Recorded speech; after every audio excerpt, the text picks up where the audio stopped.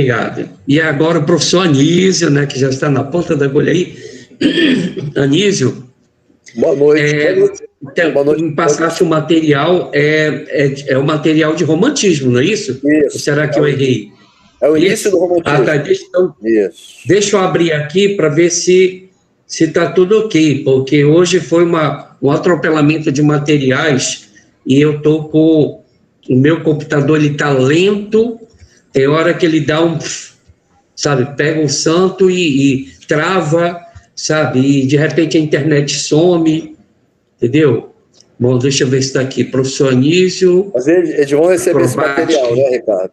Vão receber esse material, né? Eles vão receber esse material, né, Ricardo? Vão sim, eu vou colocar já. Quer dizer, na verdade, não sou eu que vou colocar, eu vou repassar para o Alfredo, porque tu te lembra que a pasta de códigos de linguagem fica na mão dele. A minha são as disciplinas de ciências humanas, tá bom? Deixa eu ver se abre aqui. Ok, tá certo. Tá. Apareceu?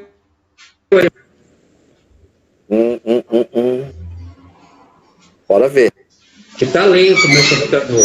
Tá, a gente espera. Agora demorou uns minutinhos para aparecer.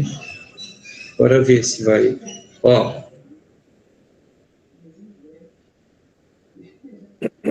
É isso? Aula 4, Era Nacional Romantismo? Confere? Não estou vendo, Ricardo. Não está vendo? Não. Não está aparecendo, não? Não. Para mim, não. Ih, Jesus. Emmanuel, tá aí, me socorre, por favor. Não, mas Ricardo, não te preocupa. Eu estou com o meu celular com esse material aqui, tá? Pois é, mas não é esse aqui, assunto Era Nacional Romantismo? Isso, tá. Eu tô com pois é, mas só um minutinho. Emmanuel, tá aparecendo aí para ti na tela? Tá ok, tá tudo tranquilo, aparecendo aqui. Tá. Então tá aparecendo para os alunos, ó. Tá? Então, eu vou rolar a primeira folha, viu? Eu tô aqui, com a página no meu celular aqui, Ricardo, não te preocupa não, eu tô vendo. Aqui, Era Nacional Contextualização. Isso. Era Nacional Contextualização, é isso. Já tá aqui na tela para eles. Tá certo, ok. Tá? Pessoal, boa noite. Ricardo, tá certo? Agora tá, Ricardo. Beleza. Tá, agora eu tô vendo. Obrigado, Ricardo. Ricardo, qualquer intervenção que tu queira fazer na parte de história, tu pode fazer. Emmanuel também. Não, eu estou pensando em fazer, porque tem essa parte aqui que se tu quiser até fala um pouquinho, tá? Eu estou aqui só, a hora que tu me cutucar... Emmanuel e Ricardo têm liberdade de fazer intervenções a hora que precisarem, tá? O aspecto histórico é muito importante nessa transição da era colonial para a era nacional, tá? Então, seguindo a ordem da apostila, nós temos Era Nacional, Romantismo, 1836 1881. Confere? Contextualização são os reflexos da Revolução Francesa. Até porque, pessoal, nós temos sempre o contexto histórico e a arte vem a partir desse contexto, né? Então, há um tempinho para ver a mudança em relação ao estilo. Então, do arcadismo para o romantismo, a mudança é radical, porque nós saímos da era clássica, isso na Europa, né, que são 3 séculos de era clássica, para era romântica, isso na Europa. A Europa era romântica ou moderna. No Brasil, era nacional. No Brasil, nós temos 2 grandes eras, vocês sabem por quê, né? Porque nós vivemos a Idade Média. Quem quiser fazer alguma pergunta aqui no chat, está aberto aqui, é só fazer, a gente responde. Tá certo? No Brasil, nós não vivemos a Idade Média, nós começamos a nossa história na Idade Moderna, então, nós não temos essa divisão, era medieval, era clássica e era moderna. Nós temos era nacional, aliás, era colonial e era nacional. O que ocorre entre a era colonial e a era nacional é a mudança do ambiente, são os reflexos da Revolução Francesa, aliás, que ocorrem no Brasil. A independência política, obviamente, é o reflexo desse contexto. A Inconfidência Mineira, que nós falamos na aula passada, é o reflexo da Revolução Francesa, que vai mudar o conceito da arte, de literatura, porque A arte, ela deixa de atender a aristocracia para atender a burguesia. E quando a arte ela é obrigada a atender a burguesia em função dessa mudança contextual, a literatura ela ganha um aspecto mais popular, tá? Ela ganha um aspecto, eu diria burguês, né? Porque são os burgueses que vão determinar as mudanças ocorridas a nível de literatura.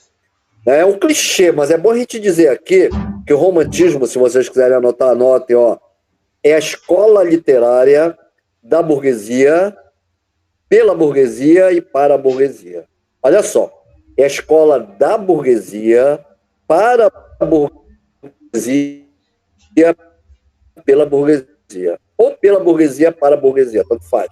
Então são os burgueses que determinam, eu diria, o modelo literário, tá? E os autores, como eu coloquei aqui, vão atender ao gosto da burguesia, porque a burguesia ela vai dizer o que é mais interessante para ela naquele momento. Aquilo que a professora Patrícia estava falando, de Grécia, né? Os espartanos, os gregos, os romanos, a origem do povo latino, tá? Isso aí caracteriza a literatura anterior. Era, aliás, a aristocracia que tinha uma afeição, um apego muito grande a esse modelo, né? Camões é um exemplo da literatura clássica, tá? O arcadismo mescla elementos renascentistas com elementos do iluminismo, né? O filosófico do iluminismo entra, inclusive o Bom Selvagem, Jean-Jacques Rousseau, ele prega, eu falava na aula passada, ele defende o modelo do Bom Selvagem, que vai se estender ao romantismo, tá? Que vai se estender ao romantismo. Então, olha só, o romantismo também tem um grande mérito, ele traz um novo público para a literatura. Qual? As mulheres, tá? As mulheres. As mulheres, elas passam a ter mais, eu diria, afeição aos textos literários, porque estes textos vão preencher as horas ociosas delas, tá? Então, o que nós chamamos, eu fiz questão de colocar aqui, ó, os folhetins. O que são folhetins? São obras literárias publicadas em folhas de jornais. São obras literárias publicadas em folhas de jornais. No Brasil não é diferente, não. As primeiras obras literárias de José de Alencar, do Visconde de Tonet, que a gente chama de Taunay, né? Visconde de Tonet, os primeiros textos poéticos de Gonçalves Dias são publicados nos jornais, tá? E os jornais eram uma fonte de informação e entretenimento, porque ao mesmo tempo que estavam lá os anúncios, as notícias, né? Eu diria que os jornais eram como a internet hoje, tá? Os jornais saíam e os autores iam às ruas saber os efeitos do que as pessoas liam, né? Então, José de Alencar, ele faz essa pesquisa, como hoje na internet a gente pesquisa, né, para saber os likes, quantos likes nós tivemos, né? Machado de Assis fazia essa pesquisa de likes, entre aspas, no século XIX. Ele saía às ruas e perguntava às pessoas o que haviam achado da obra, e aí os próximos capítulos, porque era um capítulo por número, né, por jornal, era um capítulo por jornal. Então, o que eu vou mudar, o que eu vou tecer, o que eu vou pensar para os próximos capítulos que eu estou escrevendo, né? Não pense que as novelas de hoje não seguem esse mesmo modelo. A Globo, ela tem um grupo de pesquisa, ela tem um grupo de discussão exatamente para saber como as pessoas estão recebendo aquela novela lá fora. Essa novela, nos tempos do Imperador, foi muito modificada em razão de alguns fatos históricos serem deturpados, algumas verdades históricas serem deturpadas em nome do romance, tá? Então, o que a gente vê na TV hoje ainda é o gosto romântico, né? O que é o gosto romântico? São obras literárias marcadas pelo sentimentalismo e pelos conflitos entre pessoas e conflito entre famílias, né? Todo texto romântico traz vários conflitos. O que caracteriza o romance são vários. O conto como gênero é um conflito. Mas o romance traz um conflito principal e conflitos paralelos. Então, Eu diria que os folhetins, os romances, vão atender os interesses da burguesia no momento que são elementos fundamentais para as horas de entretenimento, principalmente das mulheres, que veem nos romances o gênero textual ideal para ocupar suas horas de lazer, né? Suas horas de entretenimento. Tá? Então, essa é eu diria, a grande marca do romantismo. E depois, o romantismo ele vai atender aos interesses da burguesia quando ele vai focar, eu diria, os princípios defendidos pelos burgueses, o caráter nacionalista, né? Não pense que nacionalismo é só no Brasil. Nacionalismo ocorre na Europa, a gente só está maquiando, está adaptando o nacionalismo ao Brasil. Outro elemento, a valorização da Idade Média. Os românticos deixam de voltar à antiga Grécia, aqueles elementos da literatura clássica, para retratar elementos com origem medieval. Tá? Até porque, pessoal, é na Idade Média que está a origem da burguesia, que é a classe social que vai determinar o gosto pela literatura agora, que vai determinar a temática da literatura. Então, quando a gente fala em família, nós falamos em filhos, nós falamos da mulher, nós falamos da igreja, nós falamos do cristianismo, são elementos arraigados à Idade Média que a burguesia traz para a literatura. Foi por isso que eu coloquei aqui, medievalismo. O nacionalismo burguês está associado ao medievalismo. Aí, você pergunta, e no Brasil nós não vivemos a Idade Média? Esse nacionalismo ele vem como? Ele é adaptado à nossa história.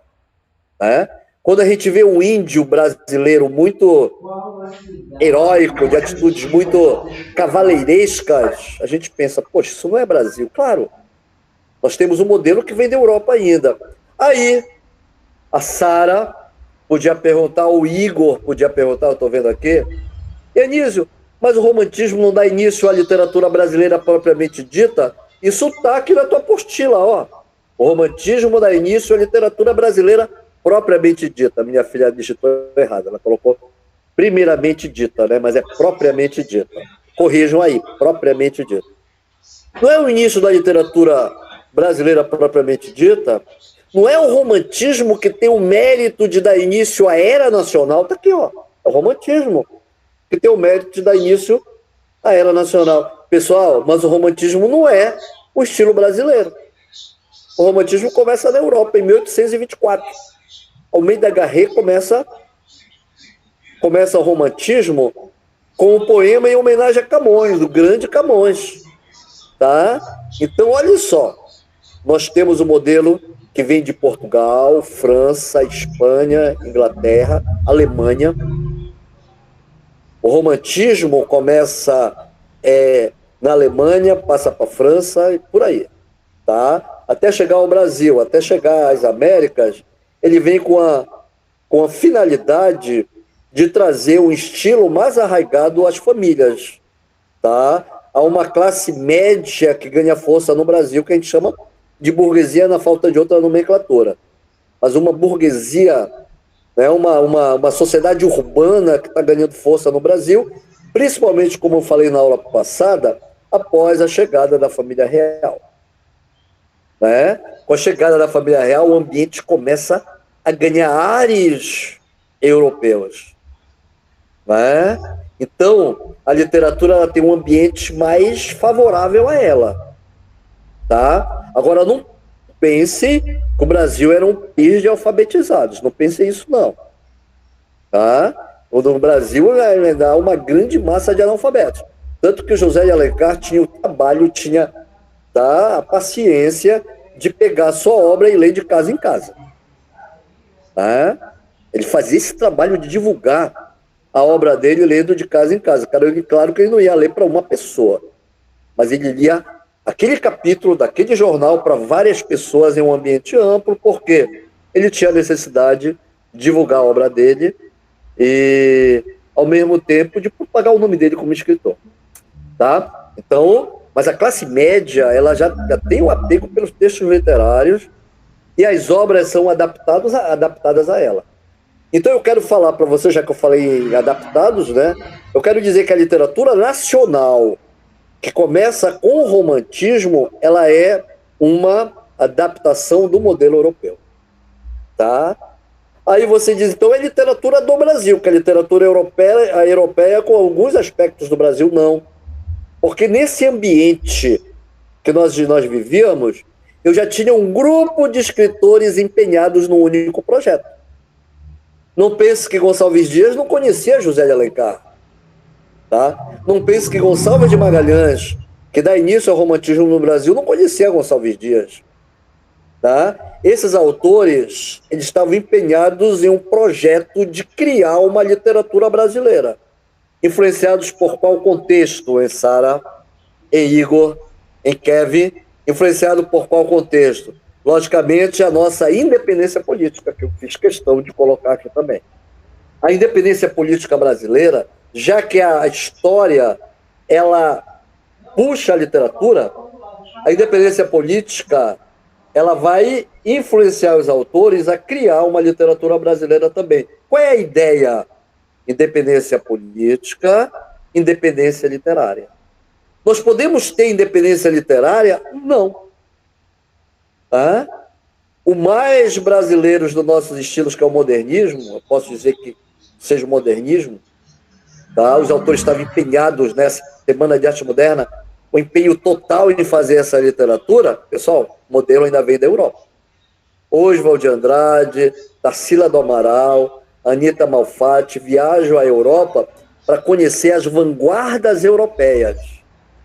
Então, ó, a literatura, ela é brasileira em maior ou menor grau, mas não totalmente. Porque essa busca, ela é constante. Nós passamos ao século XIX, chegamos ao século XX, passamos pela Semana de Arte Moderna, primeira fase, segunda fase, terceira fase, e nós continuamos buscando uma literatura essencialmente brasileira, né? Então, o que é o romantismo? É o modelo europeu adaptado às características da história brasileira, da sociedade brasileira, né? Da paisagem brasileira. Então, nós vamos fazer essa adaptação. Ok? Alguma pergunta, Kevin, Igor, Socorro, Sara? Tá tudo bem? Tá. Então, olha lá. Como eu falei em aulas anteriores, o estilo é um padrão de comportamento adotado por um grupo de autores. Tá? Olha o que é estilo. É um padrão de comportamento, é um padrão de criação no campo da arte adotado por um grupo de autores. Eu falei que no século XVIII nós já tínhamos autores. Os Inconfidentes, Cláudio Manuel da Costa, Tomás Antônio Gonzaga, eles faziam parte de um grupo de autores que se empenhavam em buscar a independência política no movimento nativista que ocorre na segunda metade do século XVIII. Mas não havia esse empenho de criar uma literatura brasileira. A literatura, ela vem nos sonetos de Cláudio Manuel da Costa, vem nas liras de Maria Dirceu, Tomás Antônio Gonzaga. Minas Gerais aparece, os rochedos, os rios já aparecem, eu falava na aula passada, mas não há um interesse, eu diria, o empenho dos autores em criar ainda, porque o momento histórico ainda não é esse. Mas quando ocorre a independência política, o momento é agora. A criação da literatura é fundamental. Tá? Então aí nós damos início à Era Nacional, que, na verdade, ocorre até os dias de hoje. Tá certo? As características do estilo. Tá? A gente volta para aquela nossa primeira aula de funções da linguagem que tanto cai nas provas do Enem. Olha só.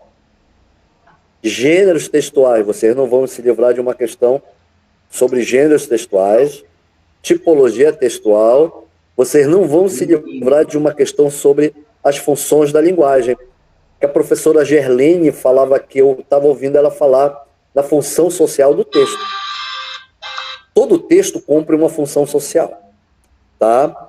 E na questão das funções da linguagem, nós temos aquelas em que o foco é o emissor e o foco é o receptor.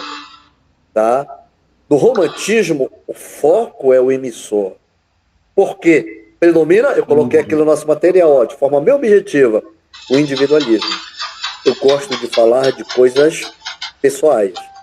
Eu gosto de falar da minha realidade íntima. Eu gosto de fazer confissões através dos textos. Isso é novidade? Claro que é. Tá? Os burgueses vão adorar essa sinceridade, essas confissões dos autores românticos, né? É o liberalismo econômico que vem da Revolução Francesa, tá? Que vem do liberalismo burguês, que vai intensificar esse propósito dos autores em falar de forma individual. Eu coloco aqui, ó, sentimentalismo e subjetivismo, né? É claro que o romantismo, elas são determinadas pelas mudanças ocorridas no contexto histórico. Na prosa, pessoal, não há gerações. Tá? O que eu chamo de prosa. Os textos podem ser em verso ou em prosa. Tá? Aí vem as tipologias. Eles podem ser narrativos, dissertativos, descritivos ou injutivos. Tá? Aí vem os gêneros textuais. Eles podem ser um romance, um conto, uma novela. Né? O que vai marcar os romances são pessoas envolvidas em um sentimento muito forte. Tá? E a fórmula do romantismo é exatamente essa. Eu vou buscar Camões. O amor, ele nasce a partir da oposição. Ele nasce a partir de reações contrárias. Aí, ó, eu tenho o pobre e o rico, eu tenho dois núcleos, eu tenho o bairro de periferia e o bairro central do Rio de Janeiro, eu tenho a família do comerciante, a família do fazendeiro e a família do pequeno produtor, do pequeno funcionário público. Então, elementos de classes sociais, eu diria, rendas econômicas diferenciadas, vão se amar. O romantismo em Portugal começa por aí. Olha só o título, Amor de Perdição. Pessoal, o título já falou tudo. Amor de Perdição. O autor escreveu 150 livros. Só um fez sucesso. Tá? Camilo Castelo Branco escreveu 150 livros. Só um fez sucesso. Qual? Amor de Perdição, cara. Amor de Perdição. E Amor de Perdição, que torna o autor, o único livro que vai tornar o autor notável, tá? Eu diria a maior referência da prosa romântica em Portugal, um livro só. O que é que ele trata? A história de duas famílias que se odeiam. Tá? É o Simão e a Teresa. O Simão se apaixona por Teresa quando ele está na janela da casa dele e ela está na janela da casa dele. Eles se olham. No momento que eles se olham, a paixão modifica o comportamento do Simão. Um olhar modifica o comportamento do Simão, que ele era muito violento. O Simão vivia metido em confusão. De repente o Simão fica dócil, fica mais educado, ele fica mais gentil, ele fica mais sociável. Em função de quê? Em função de uma mulher belíssima que ele viu na janela da casa dela. Quando ele tinha ido para o colégio interno, na época do colégio interno, né? Ele foi estudar o que hoje nós chamamos de ensino médio. Ele saiu para estudar e voltou em férias. 3 anos depois, aquela garotinha vê uma mulher. A Teresa tem 16 anos. E se apaixona por ela. E muda de comportamento. Quer casar sem nunca ter tocado. Quer casar com ela sem nunca ter beijado. Mas as famílias se odeiam. As famílias se odeiam e vão levar os protagonistas à morte. Os dois personagens morrem por amor. Porque as famílias são incoerentes em relação ao sentimento deles. Tá? Aí eu já falei tudo. O que é o romantismo? O romantismo é esse sentimento maior. É o único sentimento capaz de modificar o comportamento do homem, claro que para melhor. O homem muda em função do amor. E são esses enredos, tá? São essas histórias, esses roteiros, esses motivos, esses motes, como a gente chamava na Idade Média, que vão gerar os grandes sucessos do romantismo. No Brasil nós temos um texto que é inspirado em Amor de Perdição. Chama-se Inocência, do Visconde Tonai, que está, um trecho está na nossa apostila. Eu coloquei de maneira proposital um trecho de Inocência do Visconde Tonai. A gente chama Tonai, né?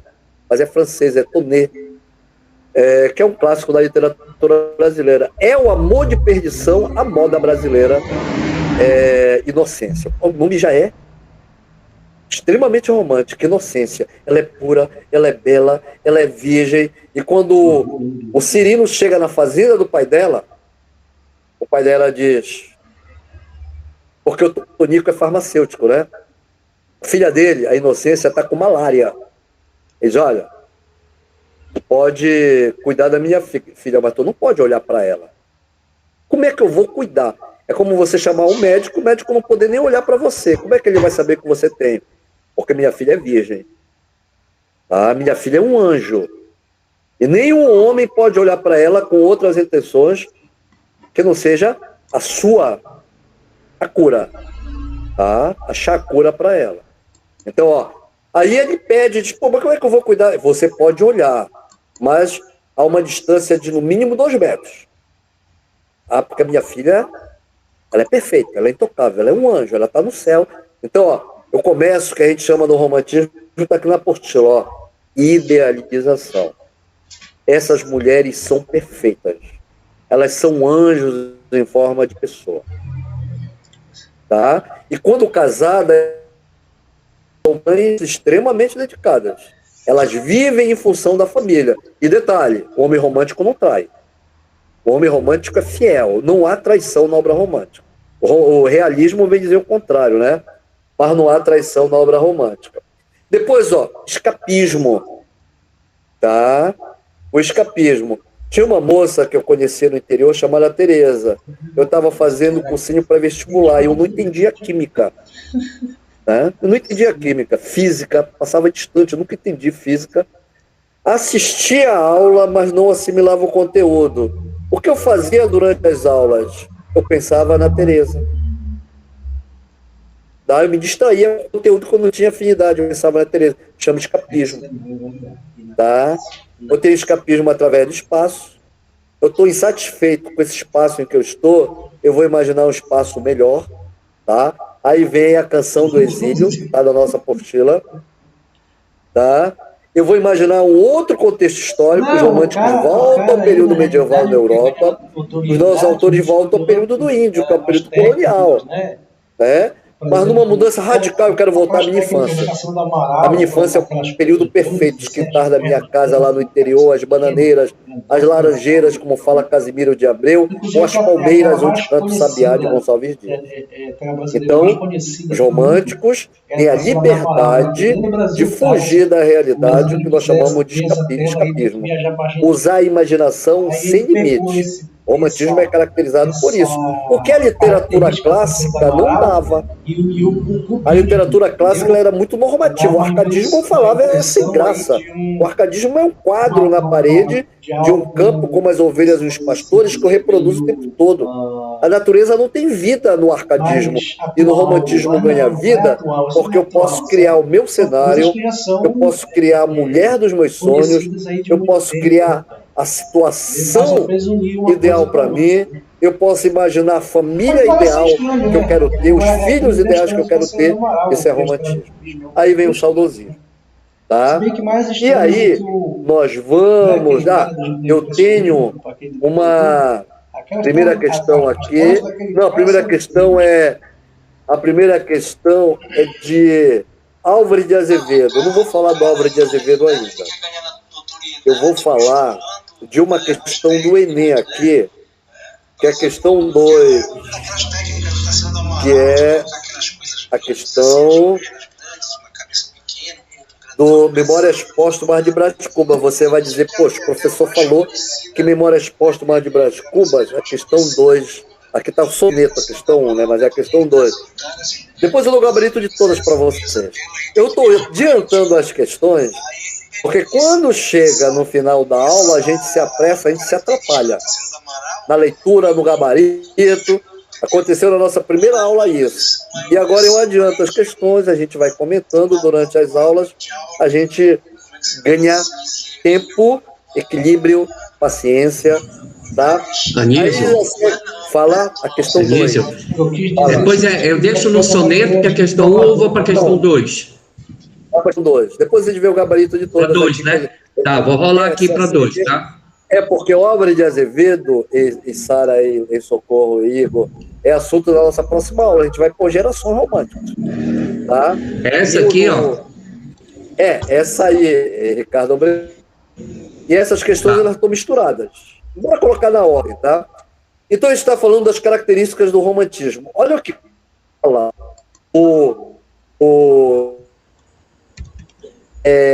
Machado de Assis, que é o mais importante autor da história da nossa literatura, sem desmerecer nem outro, mas os críticos eles são unânimes em dizer que é Machado o mais importante autor. Ele imprima mudanças da visão romântica à visão realista. E o texto Memórias Póstumas de Brás Cubas está cheio de referências aos românticos. Os românticos, como eu falei, idealizavam, viajavam, estavam bem aqui assistindo aula, mas o pensamento estava distante, né? O Gonçalves Dias, em Canção do Exílio, fala disso. Tá? Olha o que ele diz, ó. Naquele tempo contava apenas os 15 ou 16 anos.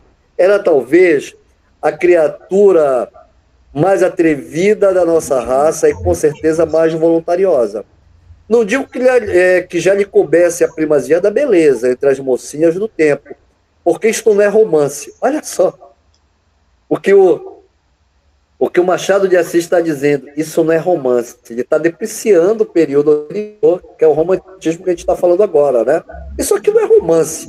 É que o autor sobredoura a realidade e fecha os olhos às sardas e espinhas, aliás. Tá? Eu tinha uma namorada lá no interior, a Tereza, ela era muito magra. Mas ela era muito magra.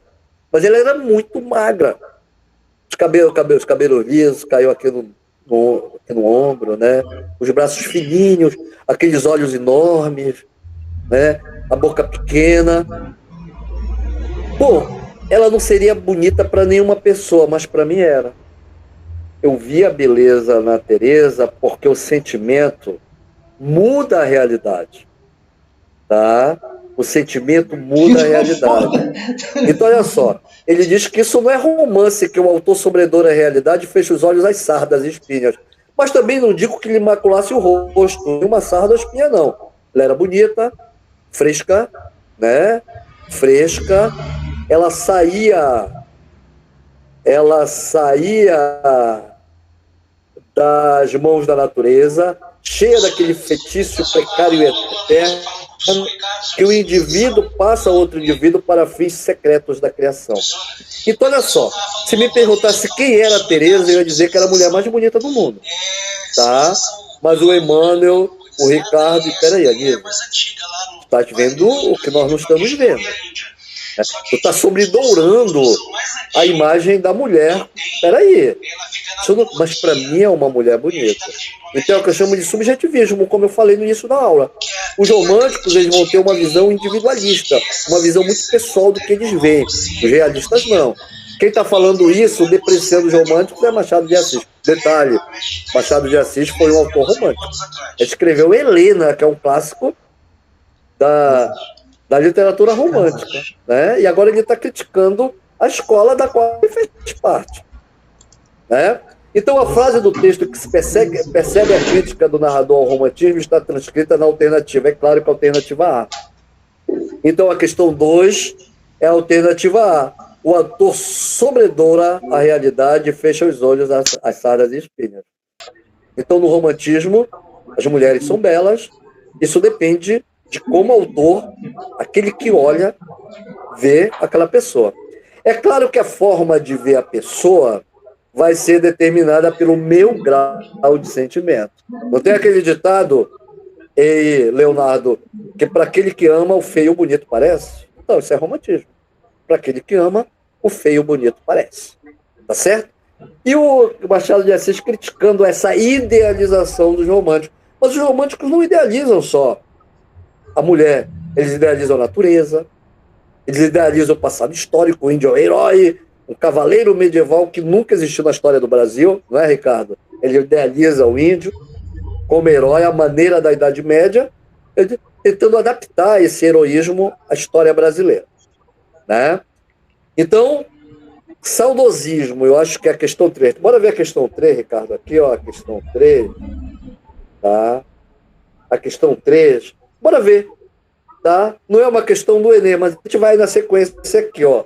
Do tamarindo a flor abriu-se há pouco, já solta o bogari, mais doce aroma, como prece de amor como estas preces, no silêncio à noite o bosque exala. Tamarindo, árvore frutífera, né? Tamarindo, fruto dessa árvore.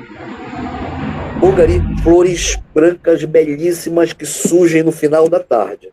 A rua que eu morava em Vigia chamava-se Rua das Flores. É uma referência à literatura portuguesa, tá?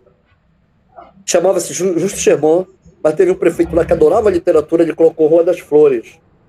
Uma referência à obra de Eça de Queiroz, né? Mas a Rua das Flores não era asfaltada, eram cercas, eram casas que a gente chamava de enchimento, que era barro com estaca, né? Coisa simples. Mas a rua era cheia de bogarias. Aquilo, 6 da tarde, o perfume era tão gostoso que chegava a enjoar. Entranhava na roupa, entranhava no corpo aquele perfume delicioso. Que a Eneida de Moraes, a grande Eneida de Moraes, diz como eram belas as tardes da minha infância. Olha o saudosismo. Os bogaris da minha infância, os quintais da minha infância, a grande Eneida fala, né? Então, olha só, o que os autores românticos fazem, voltando ao início da nossa aula, eles associam natureza e sentimento, né? A natureza, ela serve para expressar sentimentos amorosos. Aí a alternativa é B, tá? A alternativa é B, a questão 3. Todos os autores vão associar a natureza à sua realidade, a mulher à natureza. É claro que Álvares de Azevedo ele vai associar a mulher a uma natureza morta, já que no ultrarromantismo a temática da morte é uma constante. O ultrarromantismo é depressão, é pessimismo, tem até uma questão aí ultrarromântica, mas nós ainda não estamos no ultrarromantismo. Nós vamos falar de Gonçalves Dias, tá? Que é a 4ª questão, Ricardo, Gonçalves Dias. A Canção do Exílio, que é o poema mais popular da história da nossa literatura, né? Até a minha filha Marília, que é uma criança, ela sabe. A Canção do Exílio é Gonçalves Dias, tá? E a Canção do Exílio, ela expressa o quê? Qualquer questão de prova, ela expressa o saudosismo.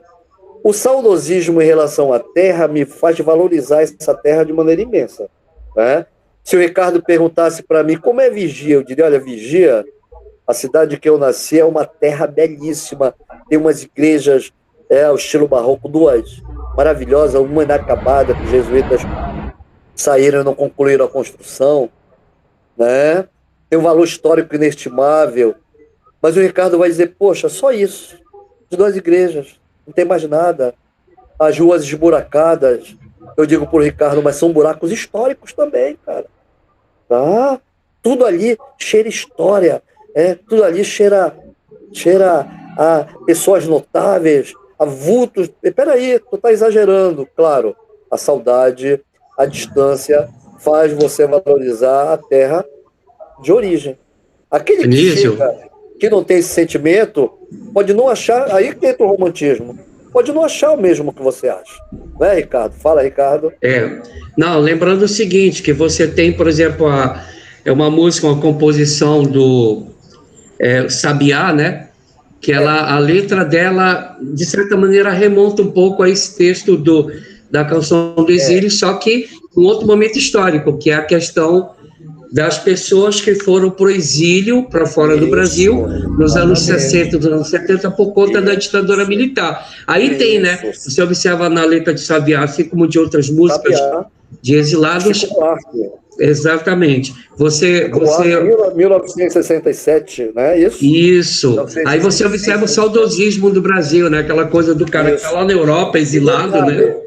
E detalhe, a música, ela tem relação intertextual com Gonçalves Dias, né? Porque fala lá onde canta o sabiá também na música do Chico Buarque.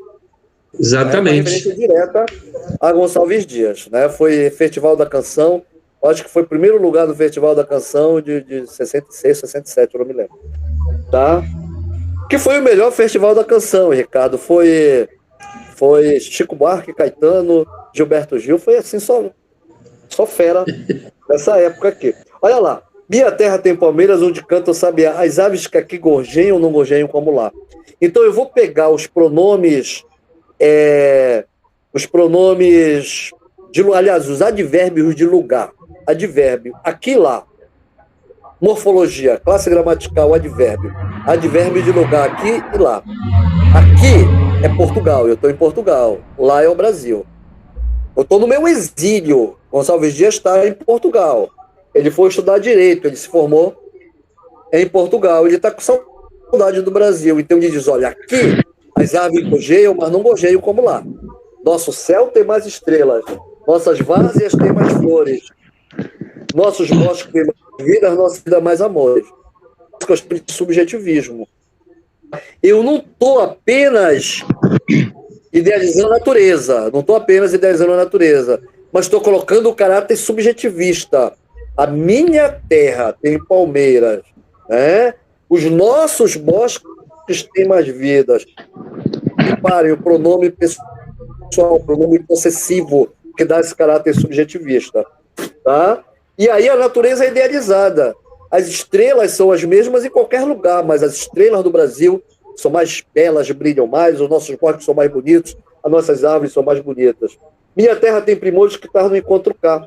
E se esmar sozinho à noite, mais prazer encontro eu lá. Minha terra tem palmeiras onde canta o sabiá. Não permita, Deus, que eu morra sem que volte para lá. Sem que desfrute os primores que não encontro por cá. Sem que dá vista as palmeiras onde canta o sabiá. Belíssimo, né? É o retrato de uma época. Até toda vez que eu leio, já li centenas de vezes para os meus alunos, já li na escola, já virou até peça durante as comemorações da Semana da Pátria, que tinha antigamente. O Ricardo ainda viveu esse período de comemorar a Semana da Pátria, né? E a Canção do Exílio estava lá, como exemplo de nacionalismo, de amor à terra, de amor à pátria, como tudo isso. Então, olha lá. Eunísio, mas essa temática dele, no caso do autor aqui, né, no século XIX, o que fez com que ele tivesse esse saudosismo? O que é? Foi uma ida para a Europa? Foi uma moradia fora do país? Não, ele estava na Europa, ele fazia o curso de Direito em Portugal, né? E ele queria estar no Brasil. A saudade que ele sentia é da terra. E aí começa essa supervalorização. Mas detalhe, Ricardo, esse saudosismo não é uma exclusividade de Gonçalves Dias, de autor A, B ou C, é uma tendência romântica. Até porque em Portugal, Almeida Garré, ele já havia escrito um livro não posso chamar crônicas, mas eu diria que prosa poética, como se chamava naquela época, chamada Saudade da Minha Terra. Aliás, Viagens na Minha Terra. Viagem na Minha Terra. É que Almeida Garré, em Portugal, fazia uma exaltação das qualidades da terra. Claro, ele estava lá. Ele era de Portugal e era português. Mas o que é que eu tenho? Um brasileiro, um jovem brasileiro, que nasceu no Maranhão, que estava em terras estranhas, que ele chama de exílio, né? Ele estava exilado, entre aspas, distante da terra, e por isso ele passa a cantar as qualidades dela. Essa é a realidade. Todos os autores românticos, eu diria, a maioria deles estudavam direito antes das faculdades chegarem, né? Porque Castro Alves já faz faculdade em Pernambuco, que é uma faculdade de direito em Pernambuco. Mas Gonçalves Dias, na primeira metade do século XX, ele vai para Portugal fazer o curso de Direito lá. E lá ele sente saudade da terra, e essa saudade vão imprimir, né, nas características românticas. Então, a título de prova, pessoal, a obra é nacionalista, ela é saudosista e é lírica, porque retrata sentimento. Lírico não é só sentimento de amor a uma mulher, não. Ele está expressando sentimento pela terra, tá? Mas olha só, essa canção, como eu falei agora, ela porque a Canção do Exílio, ela é uma música através de versos. O próprio título diz, né? É por isso que o autor repete: minha terra, minha nossos bosques. Essa repetição que nós chamamos de anáfora, né, na gramática anáfora, é um recurso poético para dar esse caráter musical ao texto. Repara que tem um verso alto e um verso baixo. Minha terra tem palmeiras, onde canta o sabiá. As aves que aqui gojeiam, não gojeiam, vamos lá. Nosso céu tem mais estrelas, nossa voz tem mais... Nossos bosques vida, nossa vida é mais amor. Então é uma música, tá? Detalhe, 21 outras versões diferentes. 21 outras versões diferentes. A que está aqui embaixo é a versão de um autor, tá? É a versão de um autor do modernismo chamado aqui, peraí, daqui está Andrade, né? Mário de Andrade. Não, acho que é o Oswald de Andrade, né?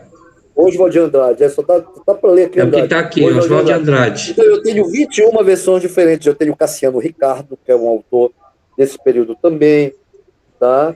Eu tenho N autores. Eu tenho Mário de Andrade, aqui é o Oswald. Eu tenho 21 outros textos que retratam a canção do exílio. Aqui é uma paródia, né?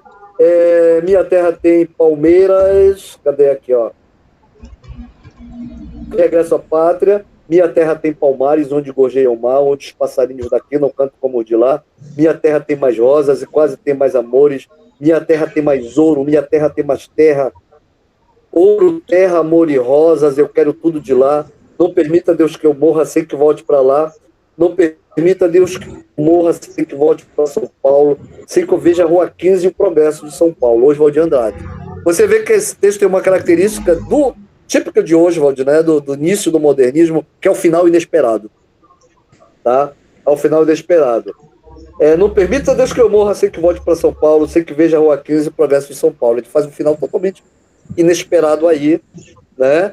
Mas repare que ambos os textos, eles retratam a pátria, retratam a terra, mas de maneira diferente. Um exalta e outro usa, porque é típico do modernismo, um caráter irônico, um caráter crítico, que é o texto do Oswald de Andrade. O Oswald era crítico, ele era irônico, como todos os autores dessa primeira fase. O Mário, o Oswald, o Manuel Bandeira, que entra nesse período também. Eles usam a ironia como um elemento de afirmação. Profissionismo. O passado histórico, ele precisa de uma reflexão, né? Inclusive a literatura. Nesse período aqui, os autores que mais são criticados são os românticos, porque idealizaram muito a terra. Fala, Ricardo. Tá? Professor, tem umas perguntas aí, né? O hino nacional pode ser considerado romântico? Isso. A época de composição do hino nacional já é final do século XIX. Mas eu diria que tem inspiração romântica quando exalta o caráter nacionalista, a beleza natural da terra. Ocorre inspiração romântica sim, tá? Tá fora do período romântico, tá no final do século XIX, tá? Não tá nesse período aqui, tá? Mas o estilo literário, quando o texto do hino nacional foi composto, nós estávamos no realismo iniciando o simbolismo já, tá? Mas é de inspiração romântica porque exalta valores nacionais, ouviu, Igor? Tá? Aqui, Anísio, Oi? Anísio, é o seguinte, porque tem algumas perguntas de alunos, às vezes a gente acaba, veja bem, usando o termo romance, né? Às vezes acho que a palavra é usada assim de uma forma muito já assim generalizada.